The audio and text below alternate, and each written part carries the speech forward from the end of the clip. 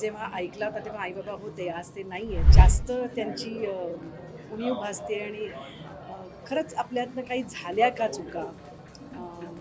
असा एक थॉट येतो. ॲक्च्युली महेशनी हा सिनेमा एक 10 वर्षापूर्वी लिहिला आहे आणि खूप वर्ष ही स्क्रिप्ट घेऊन होता आणि आम्ही त्याला नेहमी सांगायचो, महेश बनव हा पिक्चर बनव कारण मला वाटतं हा सगळ्यांना आपल्या जवळचा वाटेल असा विषय आहे आणि तसाच त्यांनी तो बनवला आहे सुद्धा.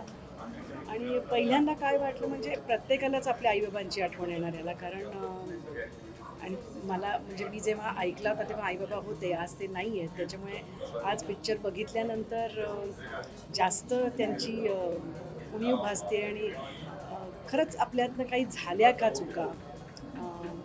असा एक थॉट येतो. मला परत ॲज युजल पिक्चर शूटिंगच्या आदल्या दिवशी उभं राहा म्हणून सांगण्यात आलं आणि मी लगेच तयार झाले कारण खूप हा पिक्चर ॲक्च्युली महेशचा आहे. पूर्ण महेशचा पिक्चर आहे आणि आम्ही सगळेच जण सपोर्टिंग होतो खरं म्हणजे त्याला. पण अशा सब्जेक्टचा आणि अशा ह्याचा एक भाग होणं हे सुद्धा त्याचं लेंथ महत्त्वाची नसते, काही महत्त्वाची नसतं अशा वेळेला आणि त्याच्यामुळे लगेच हो म्हटलं आणि we are very proud to be the part of this film.